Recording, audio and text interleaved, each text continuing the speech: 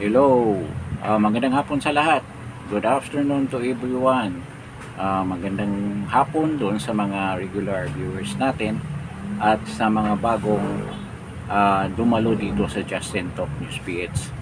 Marami tayong pag-usapan ngayong hapon na to at very exciting yung mga topics natin for this afternoon.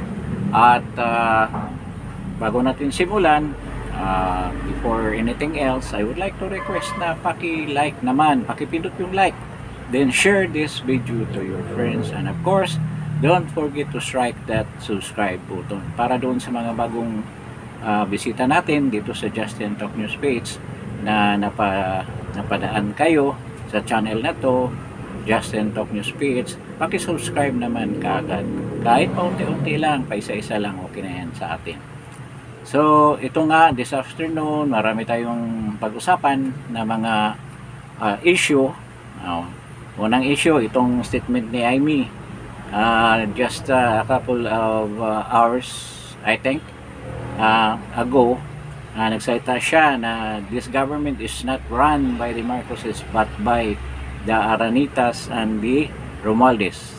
Tanong ko sa inyo, maniniwala ba kayo dyan? Naniniwala ba kayo dyan na ang nagpatakbo daw dito sa gobernong ito, sa administrasyon na to, sa pagkangayon, simula noong 2022, ay hindi mga Marcoses.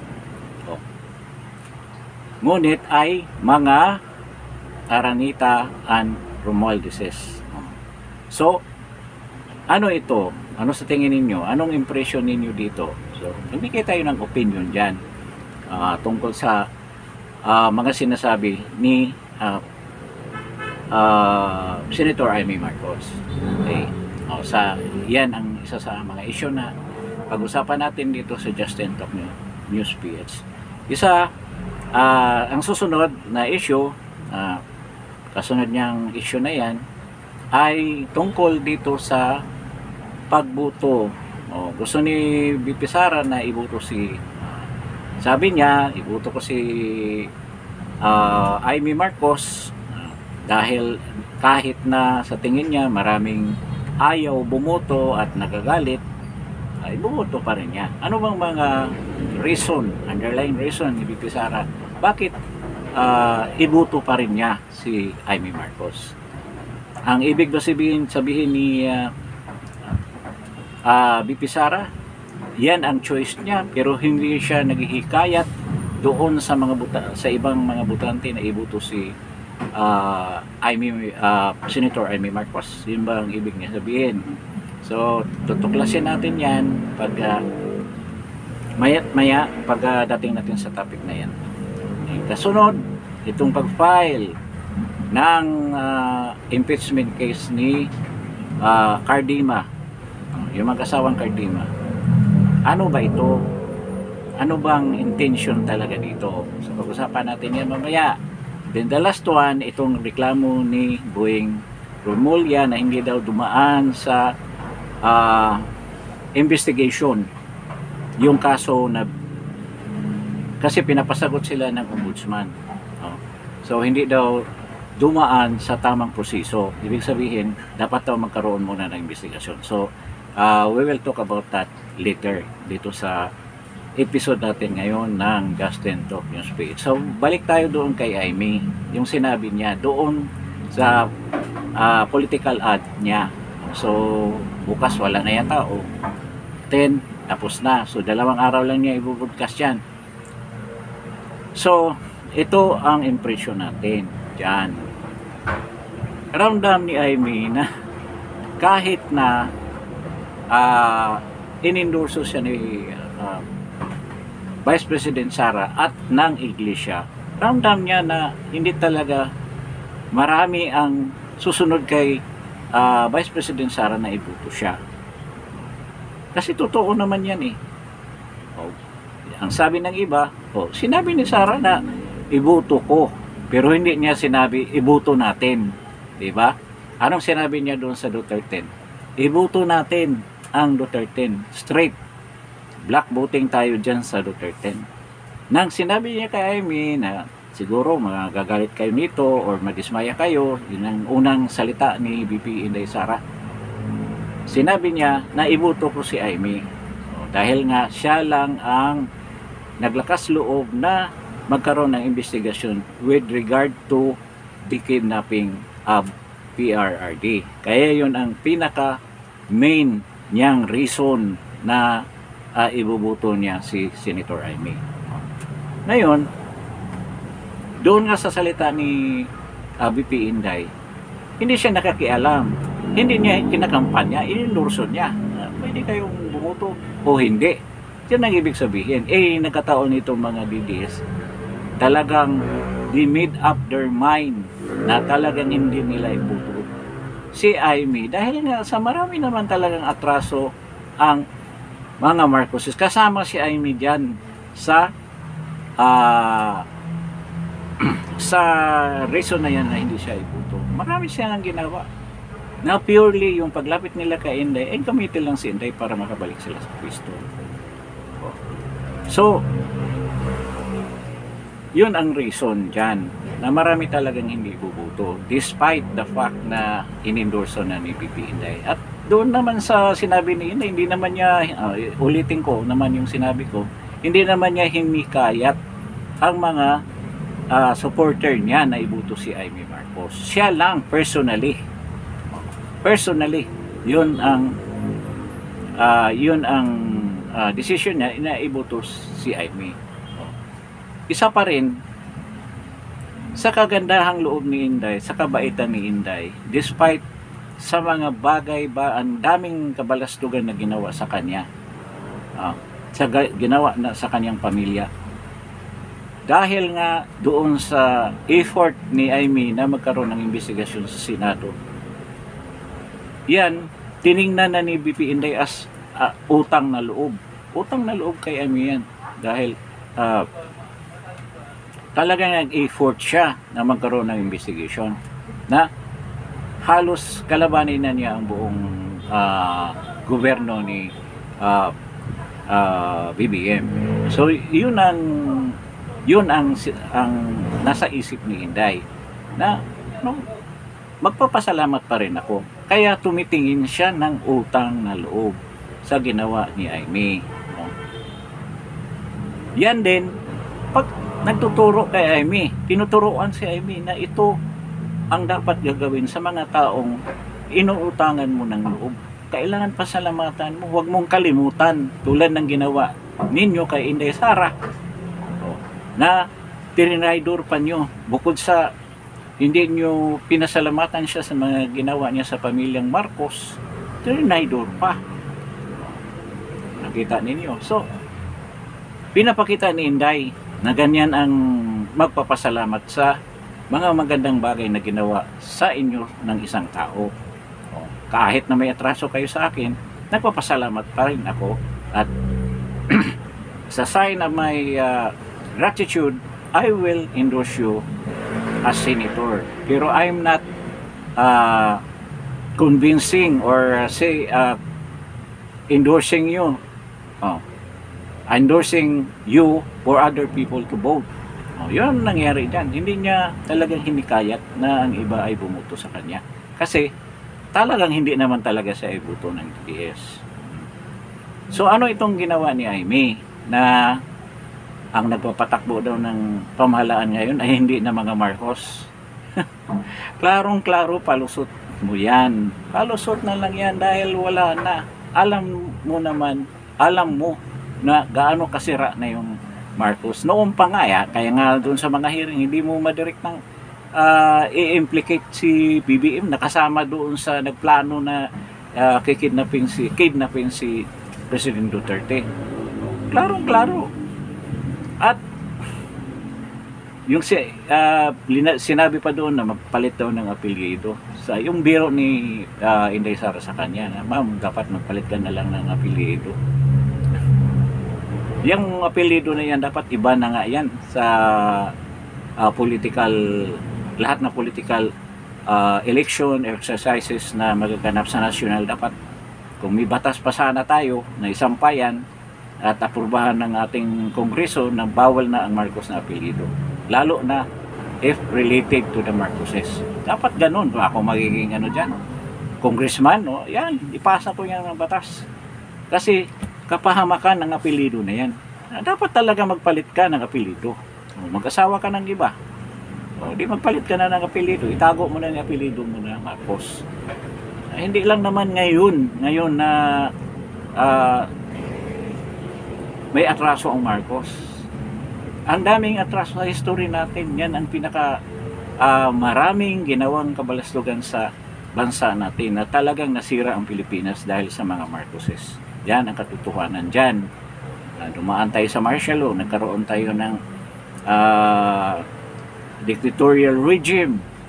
Ang daming nawala, ang daming namatay, ang daming ninakaw. Tapos sabihin mo na hindi mga Marcoses. O parang pinapalabas niya, na ang mga Marcos ay walang atraso sa taong bayan, sa mga Pilipino. Napakalaki ng atraso nyo. Kaya ngayon na nakita na niya ang bugso, ang galit ng mga tao sa mga Marcoses. Kaya gusto niyang linisin ang kanilang pangalan, linisin ang kanilang ang angkan na wala silang ginawang kabalastugan dito sa bansa dito.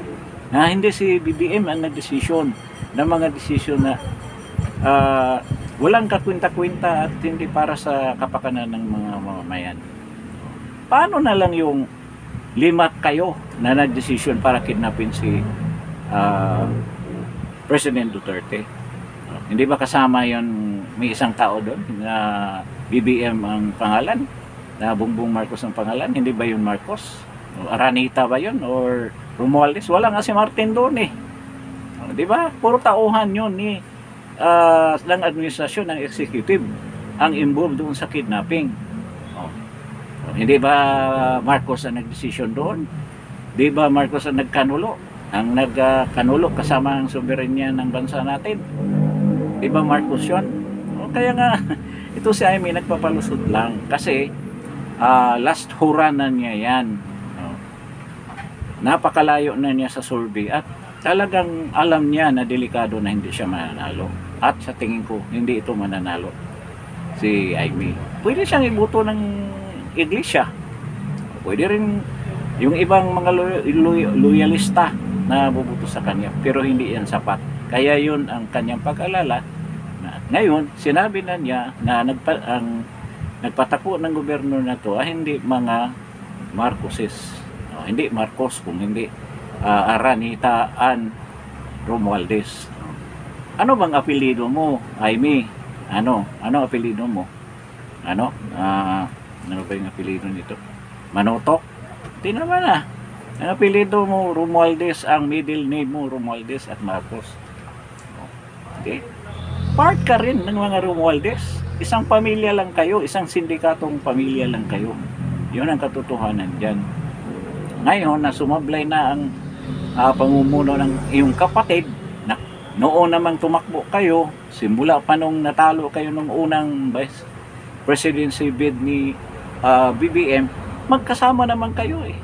Di ba? Tapos sabihin ninyo, magkasama kayo. Hindi ang dahilan na si Martin lang o si Lisa Araneta ang dahilan sa pagbagsak ng gobyerno na to. Kasi pabagsak na talaga tayo, o bumagsak na tayo.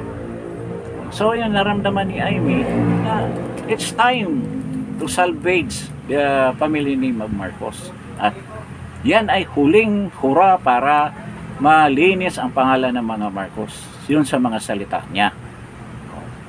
Kaya walang kawalang hiyaan din yung sinabi niya na hindi na ako magpalit ng Marcos dahil ang hindi taglay daw niya ang pangalan Marcos doon sa una sa ginawa daw ng kanyang ama. Alam mo ba anong ginawa ng ama mo sa bayan natin? Pwede sana magsalita yung mga dilawan kasi sila talaga ang masigasing nagsasalita niyan. Pero ngayon, magkasama na kayo. Kaya yun ang problema. Sila talaga ang marami sa kanila naging biktima. Pati yung mga makakaliwa, pati yung mga komunista noon, mga NPA lumalaban dyan. Nung una naman, sila ay mga nationalist, mga patriots sila na noon. Pero pag kalaunan, iba naman ang intensyon nila. Naging negosyo na. So ito, Hindi mo dapat ipagyabang yung rehimen ng yung ama. No? Na gusto mo pang linisin ang apelyido ng Marcos. Nakita mo na yun. Nakita. Ito, isang determination to na talagang hindi talaga mananalo ang alyansa with those words na sinasabi ni Amy. O, di ba? O, saan ba siya? Nasa alyansa siya. Sabihin niya, independent, pero alyansa pa rin siya. O, meaning, talagang aminado na sila na bagsak na talaga ang Pilipinas. At gusto namang linisin niya, kaya nga doon sa hearing, doon nga sa recommendation niya sa ombudsman para pag-imbestigahan si Buying, wala siyang mention about his brother na talagang kasama doon, involved doon sa pagplano ng pag-kidnap kay President Duterte. So nakita natin ngayon na hanggang kaduduluhan gusto pa rin niyang gamitin si President Sara. Hindi naman matalino si Vice President Sara. Alam niya ang ginagawa mo, alam niya ang laro mo. Kung sabihin mo ginagamit mo si Vice President Sara, ginagamit ka rin. Oh, halimbawa kung manalo si Amy sa itong eleksyon na to, huwag mo sabihin na hindi niya ibubuto si Sara against sa impeachment. Ibubuto pa rin niya. Kaya may gamit pa rin siya kung tutusin. At sa katotohanan din naman, marami namang advantage na napupulot doon sa investigasyon niya. Ito nga ngayon, yung pagka-demanda nila ni Buying, nila ni Marvel at ni Turi at ni Lacanilaw dyan sa ombudsman. Malaking advantage din niya kay BP Sara. Kaya nga, ito lalong naging mahigpit. Laging decided na talagang ang tao na huwag na ibuto to si Amy. Dahil gusto lang, the only purpose ni Amy is to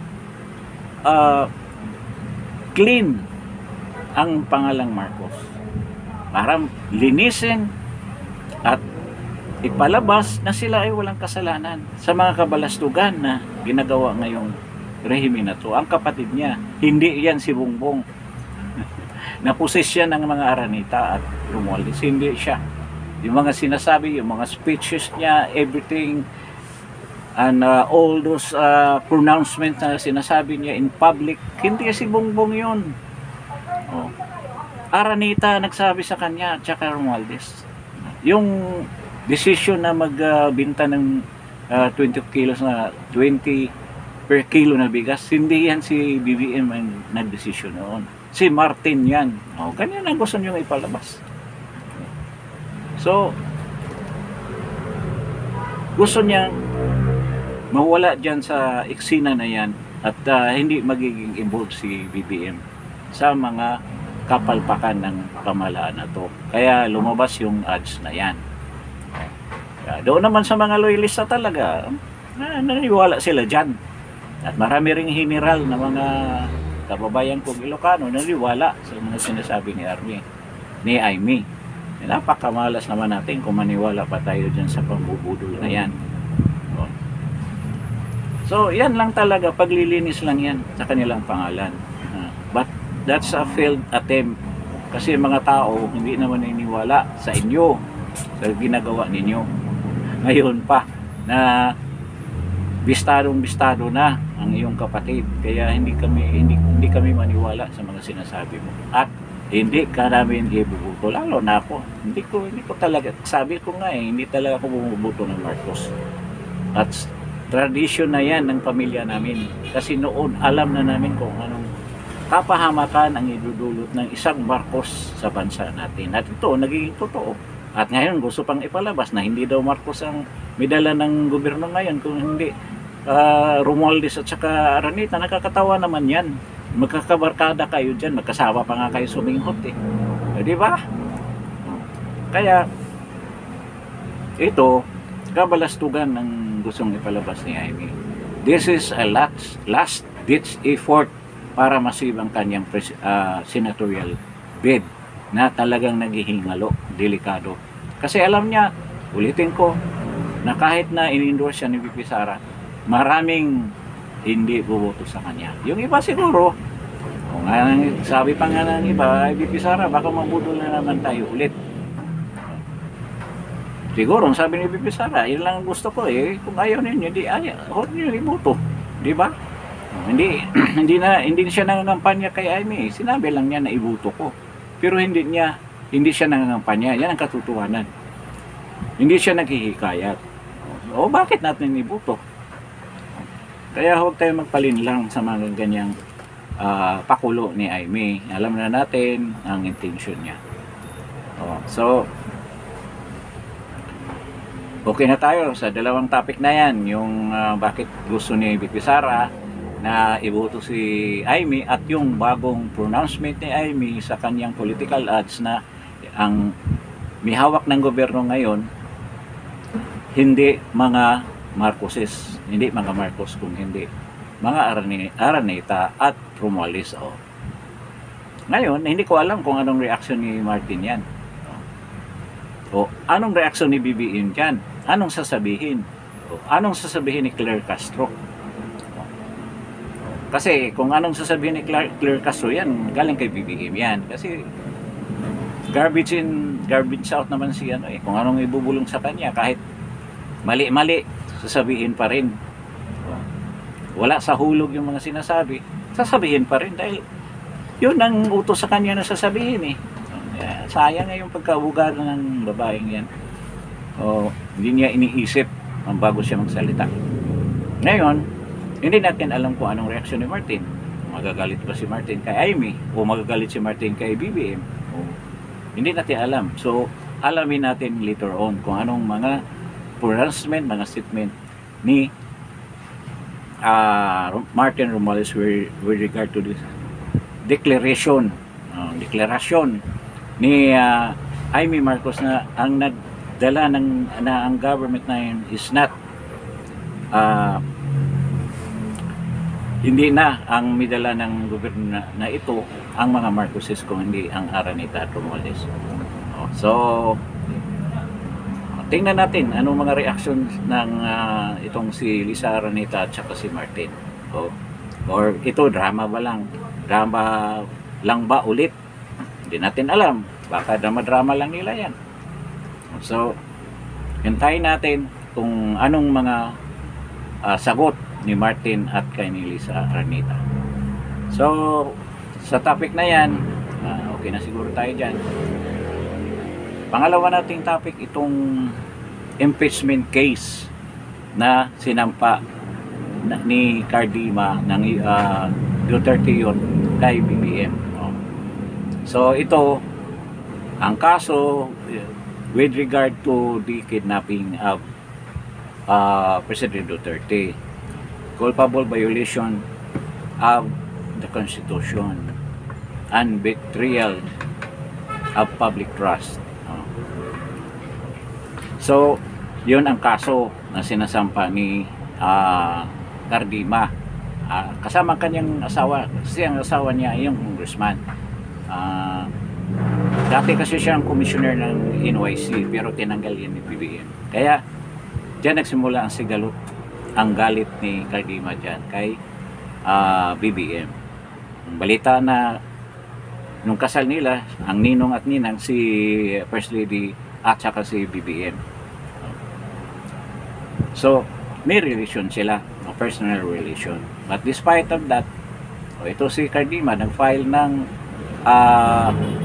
impeachment case at this late stage. Ngayon, nung isang araw nang dinala nila yung petition nila, file nila dyan sa Kongreso, I don't know kung sinadya ba na hindi tanggapin ni Reginald Velasco, ang Secretary General ng Congress, or sinadya ba niya yun, or talagang wala siya dyan.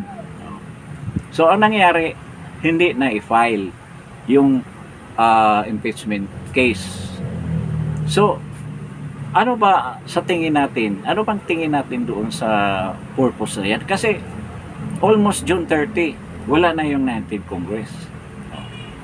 Pero sabi din naman ng iba, kahit na i-file yan dyan, dadaan pa rin yan sa committee ng unang-una sa Secretary General, si General Velasco, then doon sa Speaker of the House, si Martin, titingnan mo na yan. Titingnan din yan ang Committee of Justice kung tama ba yung substance, form on substance, at bago yan may isampa sa mismong Committee of Justice para pag-usapan. Diyon na masasabi natin na nagsimula na talaga ang pag-file ng impeachment case na yan. With this short a time, masyadong maiksi ang oras, imposible na mapag-usapan pa yan ng Kongreso. Kaya, hindi ako naniwala na yun ang purpose. Yan ang purpose. Ngayon, 4 days before the election, final, yan ba ang purpose? Ito ang opinion ko. Alam nila na gahol sa oras yan, yung pag-file na yan. At saka, wala rin kwenta yan. Kasi kung ma-file yan, merong regulation na kailangan isang impeachment case lang sa isang taon. So, ma-defeat na yung purpose na yan kasi malapit na yung 20th Congress. At saka, hindi natin alam na maraming kukunti o maraming congressman ang mananalo na pro Duterte. Hindi natin alam. Itong pagsampa nila ng impeachment case, this is to augment doon sa accusation or totoong nangyayari talaga sa pagkidnap kay President Duterte. Gusto lang nila ipamukha sa mga tao na ito ginawa ni BBM ay mayroong violation sa konstitusyon natin. Ipamukha niya sa mga butante, ipamukha niya sa mga Pilipino na talaga yung ginawa niya ay talagang violation sa konstitusyon natin, na pinagkanulo niya ang isang Pilipino citizen doon sa banyagang korte. So anong tawag mo doon sa taong gumawa ng ganyan? Di traidor. O bakit ibuto mo pa natin yung mga ini-endorso niya mga kandidato? Para sa akin, this is purely a political maneuver na hindi rin naman mali. Kasi once na manalo din naman ang maraming congressman na kakampi ni Bibi Sara at kakampi ni President Duterte, pwedeng ituloy na yan pagsampa on the 20th Congress. Ito, isa sa mga strategiya para dumami ang boto, maging aware ang mga tao na ito palang ginawa ni BBM administration ay malaking violation sa ating constitution. At this will garner a lot of votes doon sa mga hindi pa nag-decide na bubuto sa Duterte 10. Baka dito nawaalala nila totoo pala na talagang malaking violation pala yan sa constitution natin.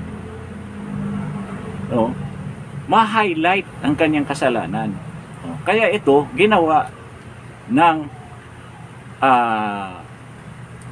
party list Duterte Youth ni Cardima at ng kanyang misis na yun ang congresswoman.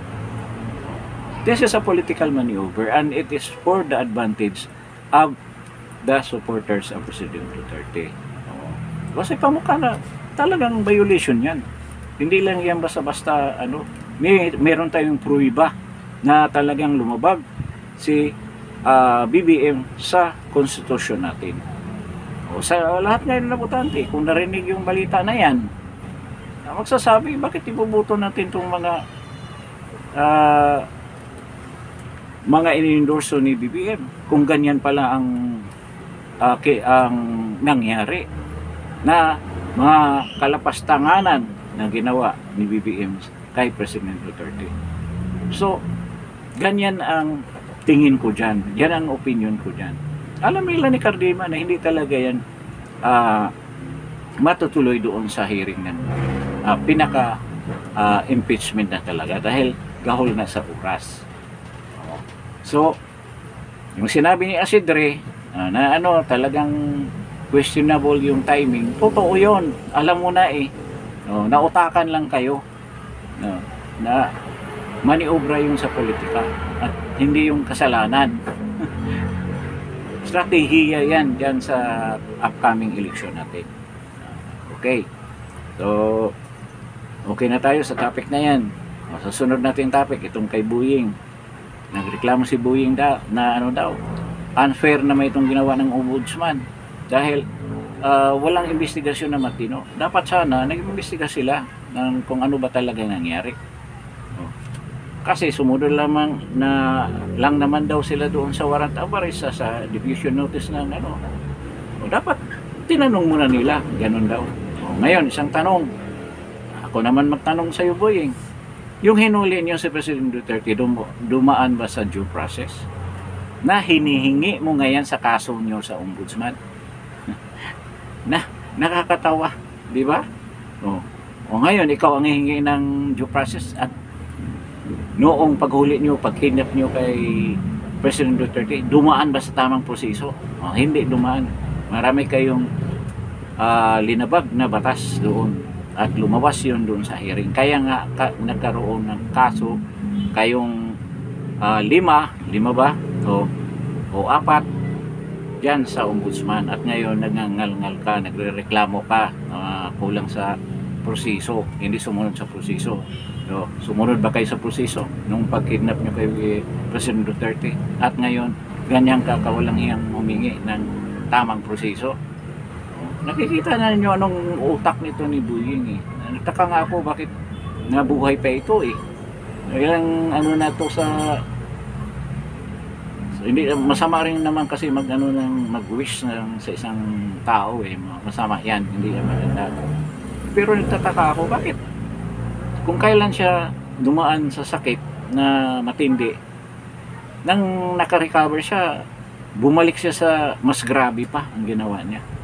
Hindi ba siya natatakot niyan ng mga ginagawa niya? Siya pa ang umako. Ako ang nagpirma niyan, ako lahat ng gano'n yan. Di ba? Pati yung kailakan nila, ako ang nag-ano niyan. Ayaw niyang sabihin na nag-utos sa kanya si BBM. Diyan. Ito rin, ibalik ko kay Jaime Marcos. Si Martin Romualdez ba nag-utos o si Lisa Aranita? Pwede, silang dalawa ni BBM ang nagplano ng husto. Pero nakita natin na talaga si BBM ang utak dyan. Ilagay natin na involved sila Martin, nag-a-advise lang yan sila na ito, yan. Sinusuportahan lang nila si BBM. Gusto ipalabas ni Jaime na hindi daw si mga Romualdez daw. Si Romualdez, si Martin pala na nagpakidnap ni President Duterte. Balik tayo kay Buying. Kaya nga, nakakatawa ito si Buying. Ngayon, gusto nilang ipitin itong ombudsman. Nagantay lang yata sila na mag-retire para mapalitan. I don't know kung kaya ba nilang gagawin yan sa isang department ng ating pamahalaan na this is an independent body ang ombudsman tapos sisirain pa nila. So yun nga, medyo sabi ng iba, ito medyo karma din sa kanila at ito isa rin sa mga bagay na pinapasalamatan ni Inday Sara si Jaime dahil umabot sa ganitong sitwasyon. Kaya okay rin, tama rin si Inday. Pero hindi rin kami makukumbinsi na ibuto namin si Jaime Marcos. Hindi mangyari yan. Marami na dyan nag-attested na they will never vote Marcos again. Kaya nga, kung mayroon ng medyo matapang na congressman dyan, magpasa ng batas na ipagbawal ng mga Marcos sa any government national position, elected position, hindi na sila pwede tumakbo. Kasi napakasama ng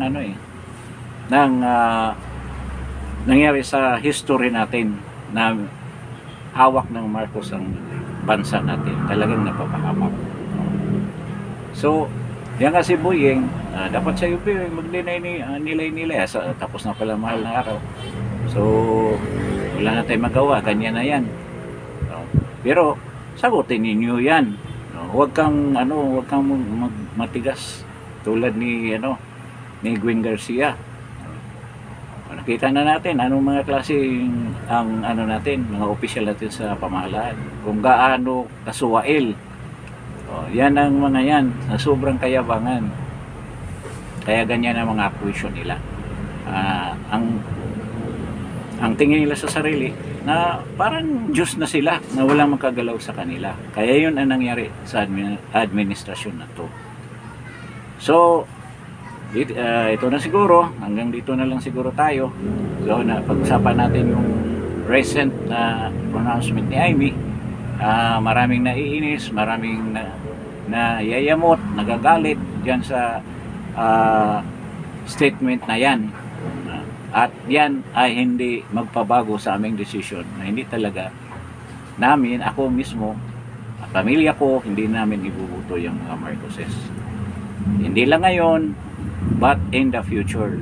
I don't know, yung kung wala na tayo sa mundong ito, kung mayroon pa bang Marcos maiwan, dapat talaga gagawa ng batas para ipagbawal ang Marcos na apelid. Okay? So, maraming salamat sa pakikinig ninyo sa podcast na ito. At thank you sa mga bago nating viewers, and I hope before leaving this channel, don't forget to strike that subscribe button at paki-like naman and share. At kung gusto nyong malaman na may mga bago tayong episode or broadcast na ilalabas, paki-press na lang yung notification bell para ma-notify kayo anytime na meron tayong bagong broadcast or vlog na gagawin. So maraming salamat sa inyo at magandang hapon sa inyong lahat. Thank you po.